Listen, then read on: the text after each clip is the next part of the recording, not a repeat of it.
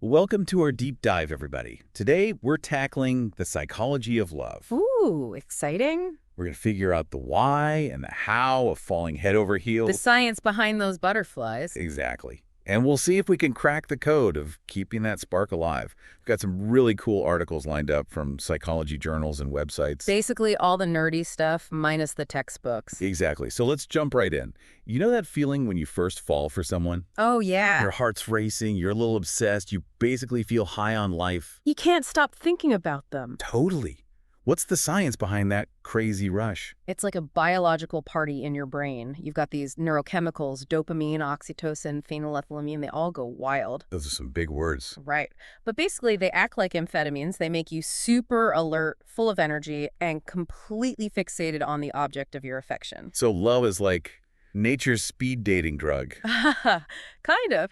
And brain scans actually show that the ventral tegmental area, the VTA, it just lights up during this phase. The VTA. It's your brain's reward center. It's the same area that goes bonkers when you win something or satisfy a craving. Oh, interesting.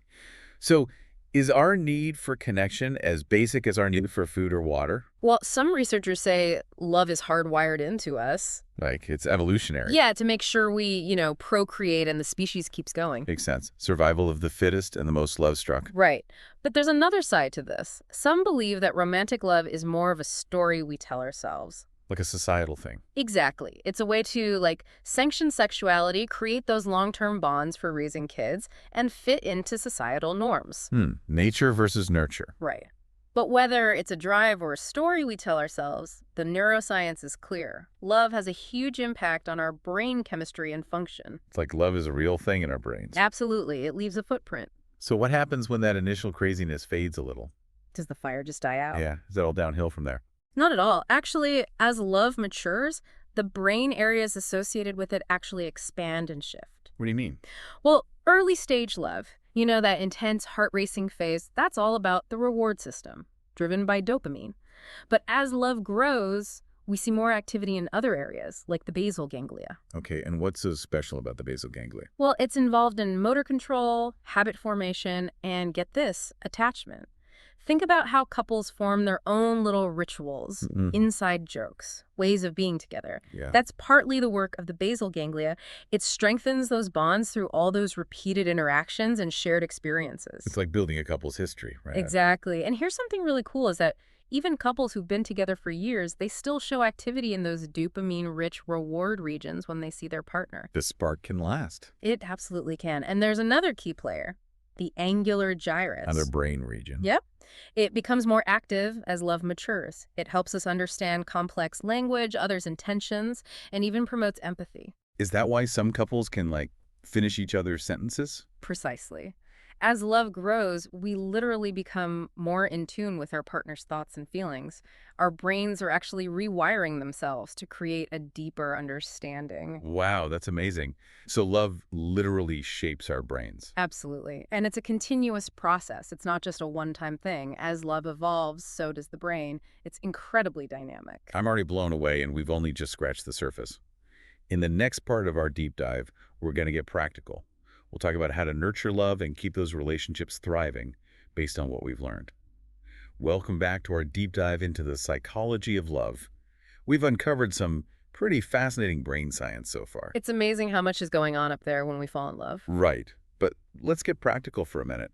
How do we actually keep those sparks flying and those relationships strong? Yeah, how do we translate all this science into, real-life love advice? Exactly. So one thing that came up in the articles is communication, which seems obvious, but It's crucial, and it goes way beyond just, talking to each other.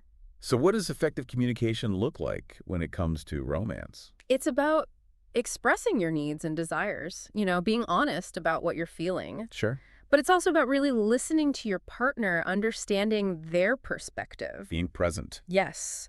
And when conflict inevitably arises, it's about navigating that constructively. Finding solutions together rather than getting stuck in a blame game. Exactly. It's teamwork, basically. Okay, so communication is key.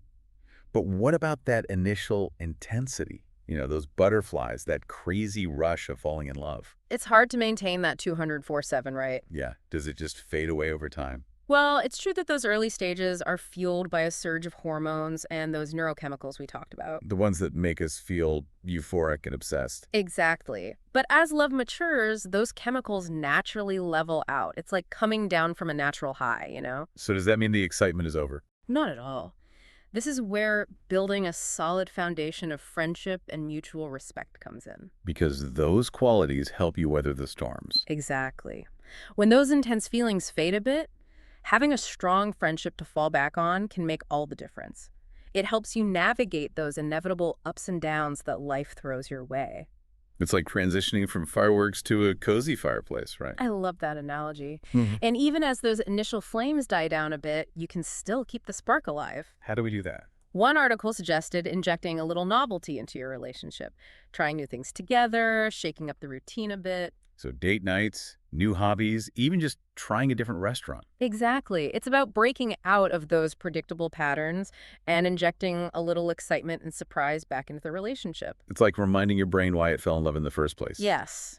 And speaking of remembering, another tip was to regularly reflect on why you fell in love with your partner in the first place. Ooh, that's a good one.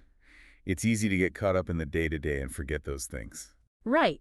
Take a moment to appreciate those qualities that drew you to them, the things that make them special and unique. Like hitting the refresh button on your perspective. Exactly. Yeah. Now, we've got to talk about the fairy tale myth of happily ever after. Oh yeah, the idea that love conquers all and there are no bumps in the road. Right. Real relationships are messy and complex. There are going to be disagreements, challenges, maybe even periods of doubt. Absolutely. But that doesn't mean the relationship is doomed. It's about recognizing that love isn't about finding the perfect person, but about choosing to love someone, flaws and all. And working through those challenges together as a team. Exactly.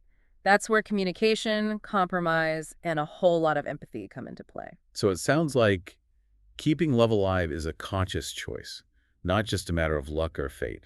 I think that's a really important point. Love is a verb. It's something you do, not just something that happens to you. Right, you have to put in the effort to make it thrive. And the more you understand the psychology of love, the better equipped you are to create a truly fulfilling and lasting relationship.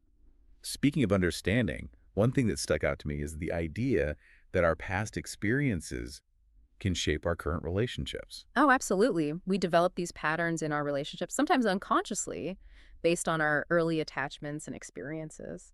So if we're aware of those patterns, we can, break free from them if they're not serving us. Exactly. Sometimes it takes a little help to unpack those patterns, you know. That's where therapy can be really valuable. It's like having a guide to help you navigate those tricky parts of love and relationships. Exactly.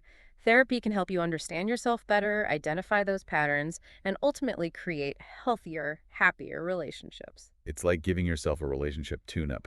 So we've talked about communication, novelty, acts of love, ditching the fairy tale, and even seeking professional guidance.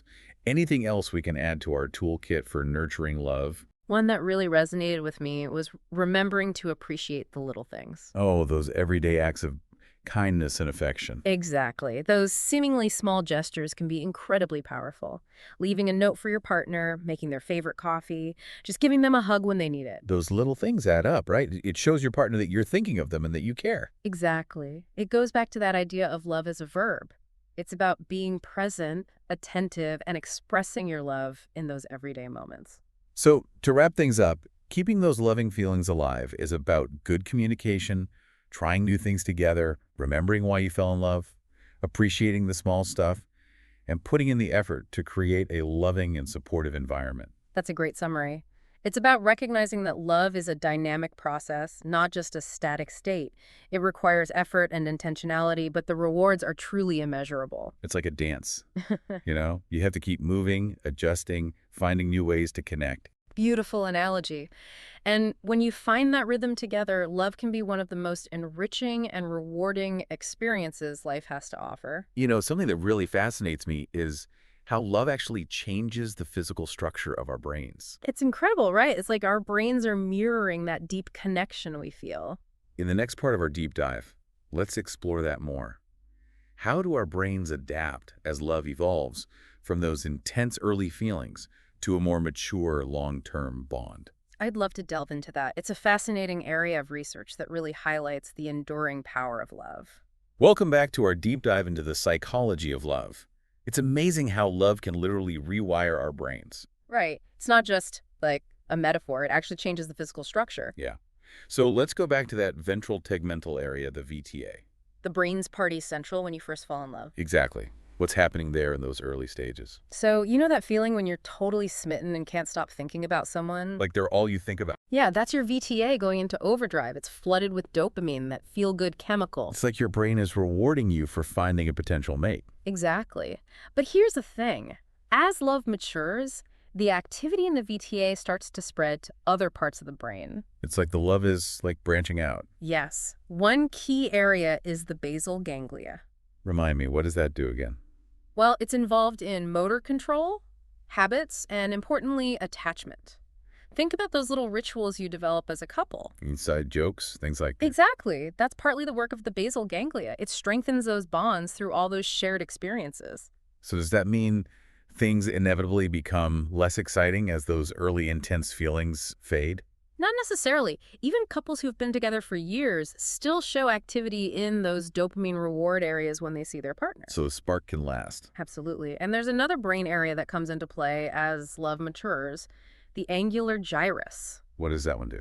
It's all about understanding complex language, other people's intentions, and even empathy. Is that why some couples can, like, finish each other's sentences? Exactly. Our brains are literally rewiring themselves to be more in tune with our partner. That's wild. But what happens when love goes wrong? What about heartbreak? That's a great question. If we think of love as a drive, like hunger or thirst, then heartbreak is kind of like deprivation. It can trigger all sorts of painful emotions, even physical symptoms. Your brain is basically going through withdrawal. Yeah, that's a good way to put it. But the brain is amazing. It's incredibly resilient. With time and support, it can heal. So heartbreak isn't the end of the story. Definitely not. Our brains are constantly adapting both when we fall in love and when we heal from heartbreak. Wow, we've covered so much in this deep dive. We've gone from the initial sparks of attraction to the brain changes as love matures, and even touched on the tough stuff, like heartbreak. We've learned that love is this powerful force that shapes our brains, our behavior, basically our whole lives. It's a journey, not a destination, and it's constantly evolving. But when you put in the effort to understand and nurture love, the rewards are truly incredible. Absolutely. So as we wrap up this deep dive into the psychology of love, remember this.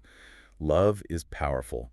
It can transform us in ways we never imagined. Embrace the journey, keep learning, keep growing, and never underestimate the power of human connection. Thanks for joining us, everyone.